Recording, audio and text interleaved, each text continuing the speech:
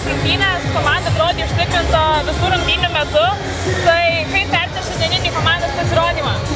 Manau, pasirodėm neblogai, šiaip padarėm nemažai klaidų, bet puikiai bėgom po jų klaidų, mūsų greitas puolimas buvo geras, puikiai kova po lenta, tai tas lėmė rezultatą.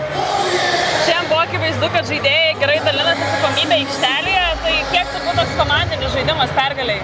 Tai manau, pagrindinė priežastis pergaliai yra toks būtent žaidimas, konkretumas aikštėje ir atsakomybė dėl kiekvieno kamuolio. Kaip ir minėjai, laimėjo dvikovą po lenta, fiziškumas rungtynės tikrai buvo labai aukštas, tai kaip pavyko susidoroti tais aukštaūgiais?